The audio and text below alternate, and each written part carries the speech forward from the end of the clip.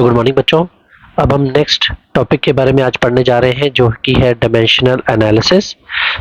मैंने part by part सारे videos upload कर दिए हैं 11th के for Punjab school education board and CBSE board के लिए, तो आप उनको चेक कर सकते हैं प्लेलिस्ट में।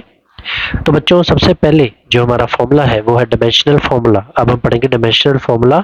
डायमेंशनल फॉर्मूला या डायमेंशन एनालिसिस ये कॉन्सेप्ट है क्या?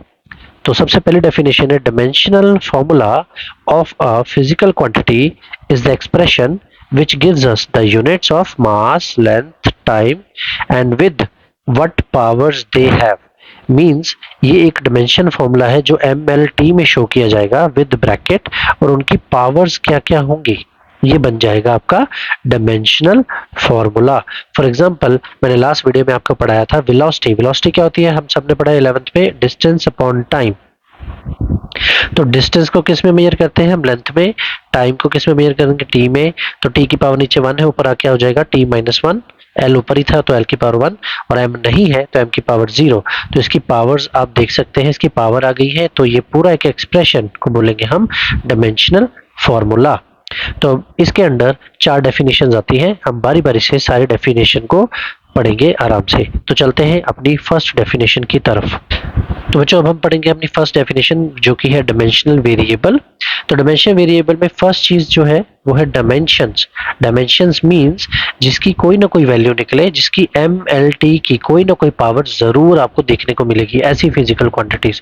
और दूसरी चीज है वेरिएबल। वेरिएबल मींस जो कांस्टेंट नहीं होगी, यानी वो चेंज होती रहेगी। तो ऐसी कौन सी फिजिकल क्वांटिटी है? वेलोसिटी। पहले पढ़ेंगे इसकी डेफिनेशन।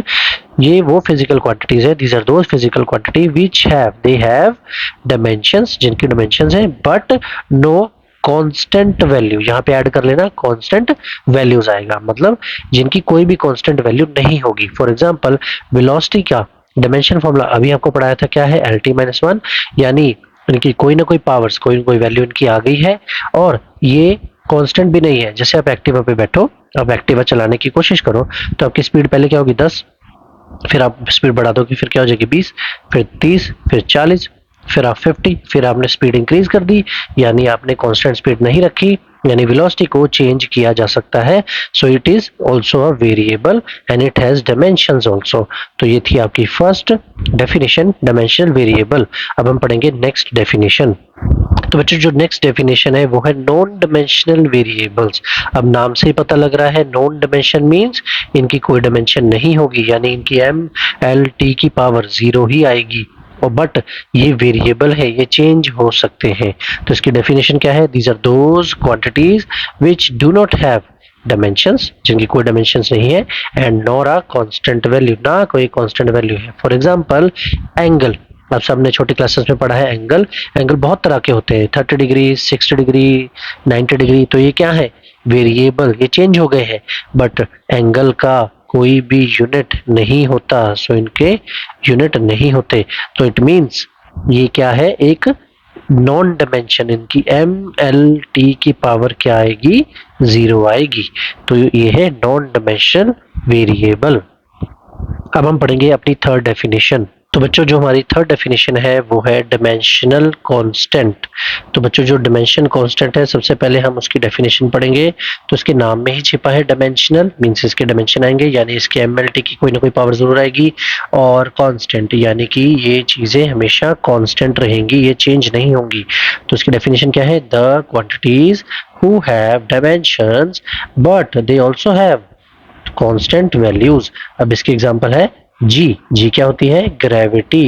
लेकिन ग्रेविटी का पूरा नाम क्या है? एक्सेलरेशन ड्यू टू ग्रेविटी, यानी एक तरह का ये क्या है? एक्सेलरेशन। यानी इसके यूनिट्स भी क्या होंगे? एक्सेलरेशन। यानी एक्सेलरेशन का मैंने डायमेंशन फॉर्मूला आपको कराया था LT-2। तो ग्रेविटी का डायमेंशन फॉर्मूला आपको सीधा याद रखना है LT-2 और वेलोसिटी का आपको याद रखना है LT-1। ये दोनों आपको फॉर्मूले टिप्स पे होने चाहिए।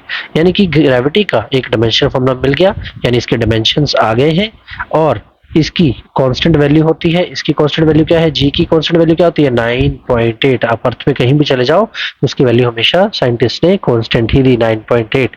यानी डायमेंशन कांस्टेंट कौन से हो गए? So these are those quantity who have dimensions and they also have constant value 9.8 metre per second square.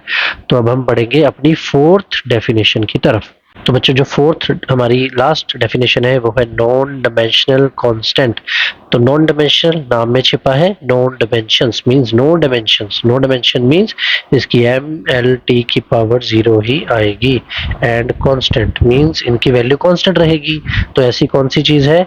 The quantities who have no dimension but also have constant values, मतलब जिनकी कोई dimension नहीं है और उनकी कांस्टेंट वैल्यू है। अब इसकी एग्जांपल क्या है? पाई। पाई आप सबने छोटी क्लासेस में पढ़ा है। पाई की वैल्यू क्या होती है? 3.14। पाई की वैल्यू होती है 3.14 या 22/7 भी आपने पढ़ा है। तो इसका कोई भी यूनिट नहीं होता पाई का, तो इसका MLT की पावर क्या रहेगी? 0 रहेगी। और इसकी कांस्टेंट वैल्यू क्या है? 3.14, यानी ये नॉन डायमेंशनल है और ये कांस्टेंट वैल्यू है। तो ये रही आपकी डायमेंशनल एनालिसिस के अंदर 4 जो डेफिनेशंस है वो।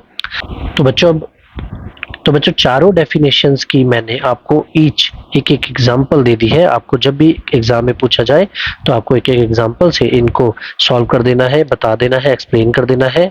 ठीक है, अब इसके बाद हम पढ़ेंगे डायमेंशनल एनालिसिस के यूजेस क्या है, एक्चुअल में इसको कहाँ कहाँ यूज किया गया है। तो बेसिकली इसको 3 चीजों में यूज किया गया है।